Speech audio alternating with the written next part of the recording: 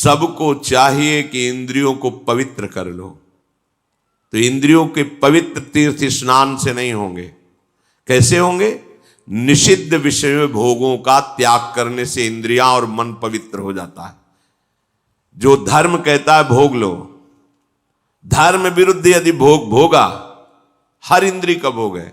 जैसे खान पान के लिए सात्विक भोजन, अच्छे से 56 भोग बनते हैं अपने, 56 भोग प्रभु को जब भोग लगते हैं, देखो बिहारी जो राधा 56 भोग बनते, कितने सुंदर सुंदर स्वादिष्ट पदार्थ। अब निषिद्ध भोग, प्याज लहसुन मांस मछली, ये सब गंदी चीजें जो तमोगुण पैदा करके राक्षसी वृत्ति का निमंत्रण दे दे। एक एक इंद्री का विषय हो। जनेन्द्री गृहस्थ हो, धर्मयुक्त है, आपने पाणिक ग्रहण संस्कार किया है, आप तो आपकी जनेन्द्री भोग भोगते हुए भी पवित्र है। नेत्रेंद्री, अपनी बहन को कैसे देखते हो, अपनी मां को कैसे देखते हो, अपनी बेटी को कैसे देखते हो, ऐसे दूसरे की बहन दूसरे की बेटियों में जिससे पाणिक ग्रहण किया है वो पत्नी है। इसके अलावा शास्त्र का आदेश है, नेत्रेंद्री पवित्र तभी होगी जब आपका दर्शन सही होगा, तभी तो ये भगवत दर्शन करने के अधिकारी बनेंगे। चाहे लाख समझाओ, पर ये मनमुखी चाल चलने वाले मानते नहीं हैं। सर्वांतर्यामी हृदय में बैठा है, तुम लुक छुप करके गलत दर्शन कर रहे हो, तो तुम भगवत दर्शन के कैसे अधिकारी हो सकते हो? इंद्रियां कब पवित्र होती हैं? जब निषिद्ध भोगों का त्याग कर दिया जाता है। ये तीर्थ स्नान दान से पवित्र नहीं होती। शास्त्र सम्मत भोगों को भोगिए, निषिद्ध भोगों का त्याग कीजिए, तो मन सहित 5 ज्ञान इंद्रियां पवित्र हो जाएंगी। शास्त्र सम्मत कर्म कीजिए तो 5 कर्मेंद्रियां पवित्र हो जाएंगी। बचा क्या? आत्मा तो पवित्र है ही, वो कभी अपवित्र हो ही नहीं सकती। बात बन गई। इंद्रियों की निर्मलता विषय भोगने से रोकने से होती है। विषयों के सेवन से इंद्रियां मलिन हो जाती हैं।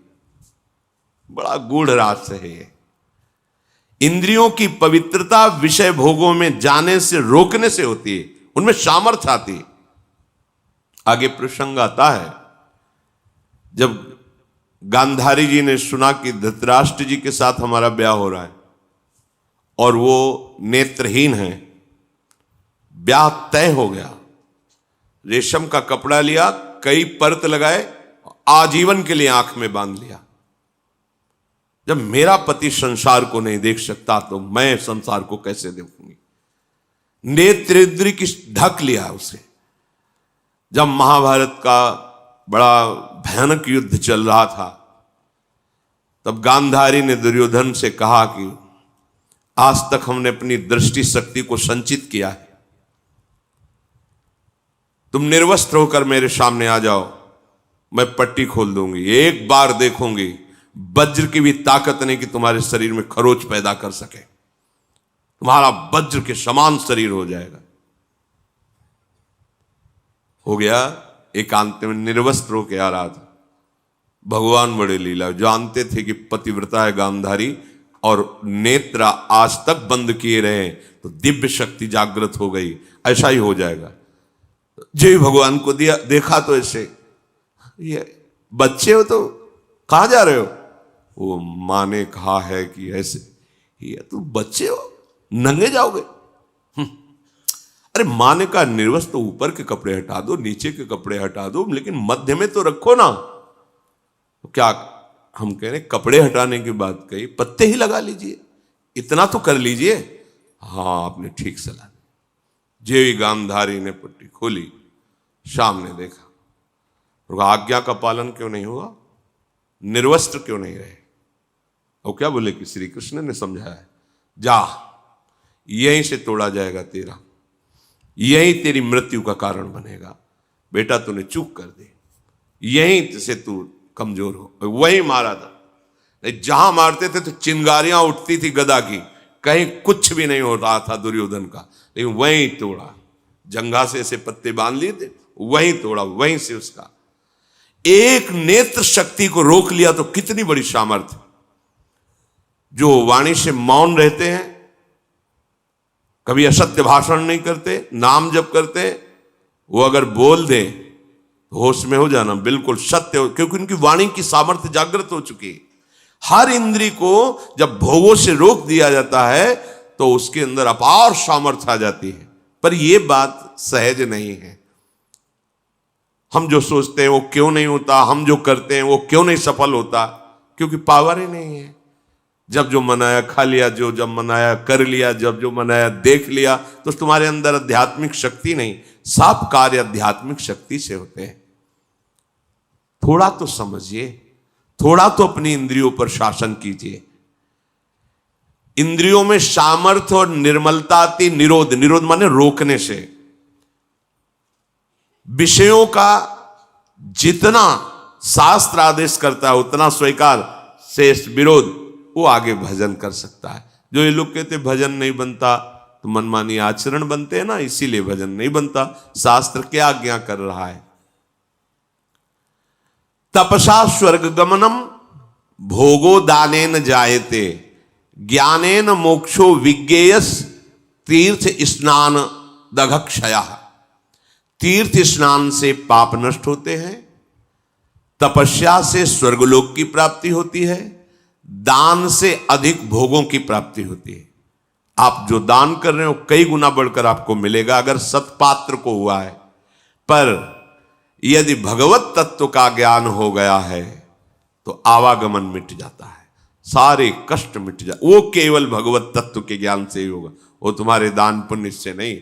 वो सत्संग के द्वारा प्राप्त विवेक से भजन करते हुए जो भगवत तत्व का बोध होता है वो आवागमन चक्र को मिटा देता है। इस जन्म में मनुष्य जिन जिन पदार्थों का उत्तम पात्र को दान करता है, भावी जन्म में उसे वो पदार्थ बहुत मात्रा में प्राप्त होते हैं। श्री मार्कंडेय जी ने कहा, विज्ञानार्थम मनुष्याणाम मनः पूर्वम प्रवर्तते तत्प्राप्य कामम भजते क्रोधम च द्विजशतम। इंद्रियों द्वारा जिस विषय का ज्ञान होता है, ये बहुत सुंदर पदार्थ, खा लिया जाए, ये बहुत सुंदर भोग है, भोग लिया, पहले इंद्रियां ज्ञान देती है, ये बहुत सुंदर, बहुत अच्छा है। अगर आप उस समय उनका विरोध नहीं कर रहे हैं तो फंसा लिए। चतुर उपासक वो जब वो आपके सामने भोगाकर्षण प्रकट कर रहे, उसी समय विवेक के द्वारा, बहुतों ने इसको भोगा सुखी हो जाते हैं ना, बहुत जन्म में तुमने भी भोगा सुखी हो जाते हैं ना, नहीं है ना। हम धर्म विरुद्ध आचरण नहीं कर सकते, अभी तक किया अब नहीं करें, ये शुरू कर दिया विरोध, अब वो जलाएगी। प्रमथन स्वभाव वाला मन, प्रमथन स्वभाव वाली इंद्रियां जलाएगी, उसको तुम सह जाओ। बस सहन नहीं कर पाते। हम बहुत कुछ सहन कर सकते हैं। देखो, अगर आपको जरा सा भी ऐसे अंगूठा दबाया जाए तो आपको कष्ट, आप कहोगे मैं नहीं सह, लेकिन हाथ टूट जाता है, सहते हो ना, पैर टूट जाता है, सहते हो, जीवित रहते हो ना। भारी से भारी ऑपरेशन, बड़े से बड़ा हो, आप सह जाते हो ना, क्योंकि आपके केवल सहने की स्वीकृति की जरूरत है। अपने स्वरूप को न कभी कष्ट हुआ न कभी होगा। देह में जितना भी कष्ट आता है वो आपकी स्वीकृति के कारण आपको भासता है। आप जितना देह को मैं माने हुए उतना ही कष्ट होता है। तो अंतःकरण में जो ये इंद्रियां जलन कर, ये तो आप सहज में सह सकते हो। आप बड़े वीर हो, बड़े बड़े कष्टों को सहते हो। देखो कितना कष्ट होता है मां को जब वो 9 महीने गर्भ को धारण करती है। प्रसव में कितना कष्ट होता है, पर उस सब सह करके अब अपने जरा विचार करो, अगर थोड़ा ज्यादा हो जाए, गैस बन जाए पेट में तो कैसा लगता है। वो हमें पूरा 9 महीने धारण किए रहे, सब कष्ट सह सकते हो आप भगवान के अंश हो। ये जो आप डर जाते हो ना कि मन की बात अगर नहीं पूरी करेंगे तो ये बराबर जलाता रहेगा, नहीं जलाता नहीं रहेगा, वो जल के शुद्ध हो जाएगा। अगर मैंने अपने मन और इंद्रियों की बात नहीं की तो मैं जी नहीं पाऊंगा, ये केवल डरा रहा है, तुम जी नहीं अमर हो जाओगे। अगर ये बात तुम स्वीकार कर लो कि तेरे प्रेरित किए हुए गलत मार्ग में मैं नहीं चलूंगा। इंद्रियों द्वारा किसी विषय का ज्ञान जब आपको कराया जा रहा है बहुत ध्यान से साधक उपासक जन सुने, तो वो सबसे पहले मन को घसीटती है इंद्रियां, अपने में मिलाती है, क्योंकि ये इंद्रियों का नेता है। अगर ये ना कर दे तो कोई भी इंद्रिय अपना कार्य नहीं कर सकती। जैसे मन किसी विषय में गाढ़ मनन कर रहा है, कई बार हमने देखा है, आप क्या बोल रहे हो, बात हो गई, सब हो गई, बाद में आपने पूछा कि आपने तो हाँ कह दिया था। नहीं, हमें पता नहीं कि हमने हाँ कहा। और देखो, जब तुम्हें हाँ करवाना हो तो 3-4 बार हमसे बोलो कि आप सुन रहे हो ना, सुन रहे हो ना, और जब फिर हम हाँ कहें तब हाँ मानना, पहली बात में हाँ मत मान लेना, क्योंकि अब हाँ ठीक है ऐसा क्या। तो देखा गया कि अगर मन कहीं लगा हुआ है तो इंद्रियां भी नहीं पकड़ पाती कि आप क्या बोल रहे हैं, कौन आया, कैसे है, वो हो रहा है सब, पर पकड़ में नहीं आएगा, वो स्मृति में नहीं आएगा। अगर मन अपने साथ हो जाए तो इंद्रियां कुछ नहीं बिगाड़ सकती। पर क्या होता है, विषय का ज्ञान कराने वाली इंद्रियां सबसे पहले मन को अपने में घसीटती। जहां अपने मन में इंद्रियों की प्रीता विषय भोगों में, और वो तीनों एक हुए, और अगर बुद्धि में विवेक नहीं है तो मन तत्काल बुद्धि को अपने अधीन कर लेता है। इस कहने में बहुत देर लग गई, अधीन करने में नहीं लगता। और जहां बुद्धि अधीन हुई तो उस विषय में राग या द्वेष हो जाएगा। प्रतिकूल है तो द्वेष हो जाएगा, अनुकूल है तो राग हो जाएगा।